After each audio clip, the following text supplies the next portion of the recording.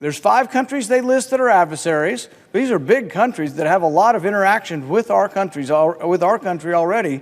Decide which country in addition to the 5. The Department of Commerce can designate a country as an adversary, but then they can designate a company.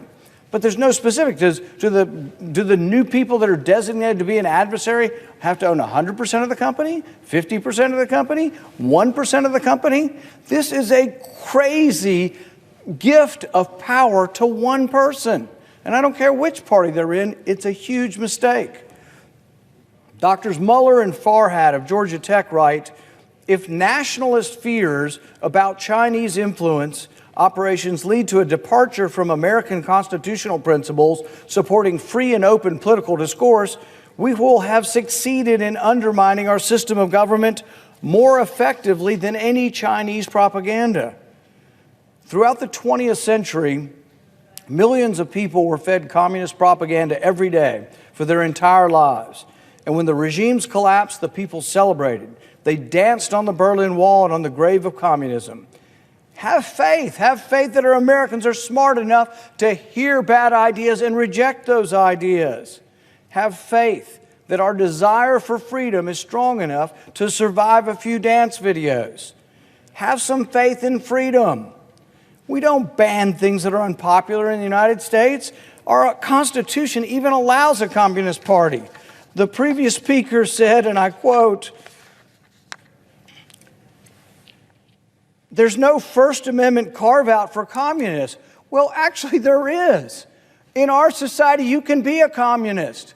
I don't advocate it. I think it's a terrible idea. And almost no Americans choose it, but there's a communist party here.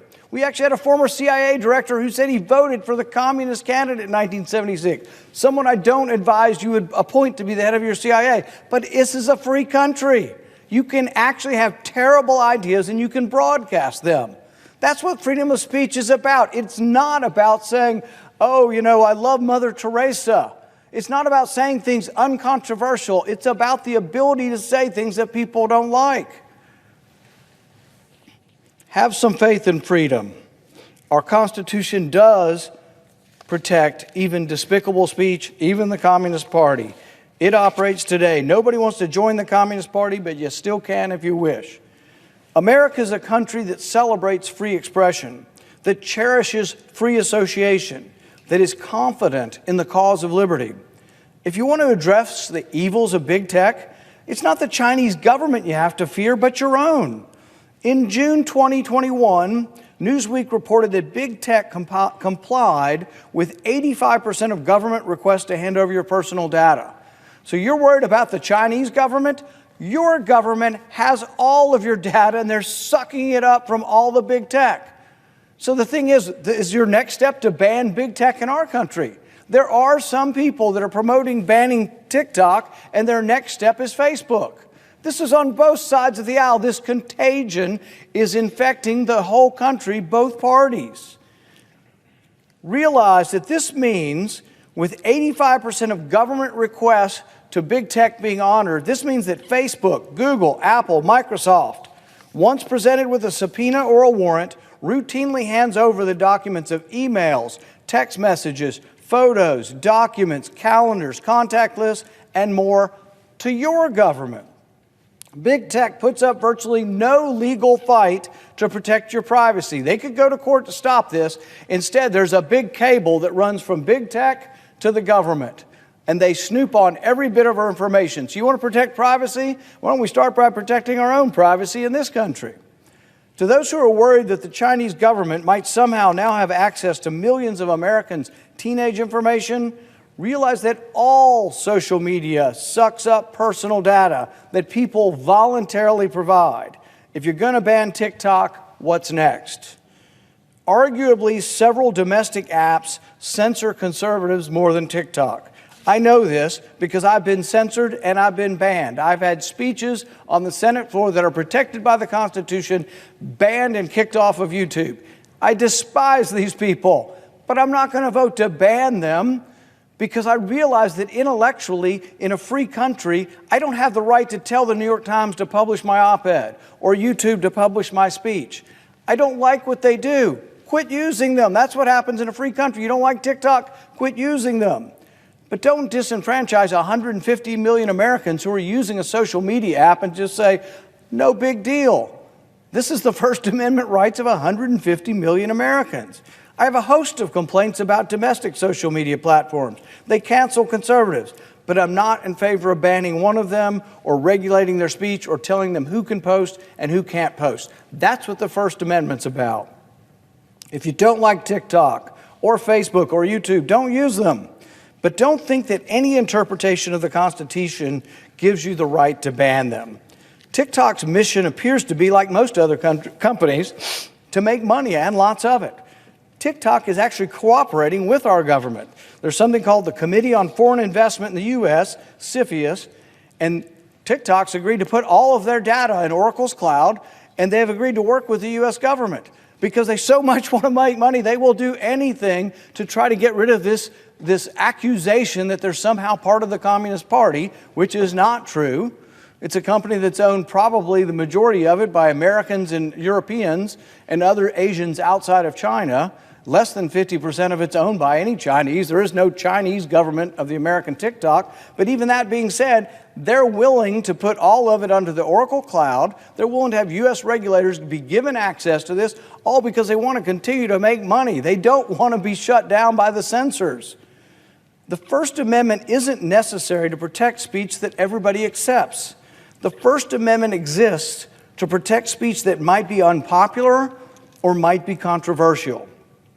U.S. courts have already struck down the Trump ban on TikTok.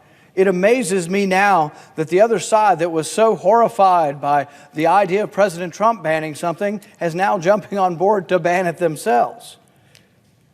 I hope saner minds will reflect on which is more dangerous: videos of teenagers dancing or the precedent of the U.S. government banning speech.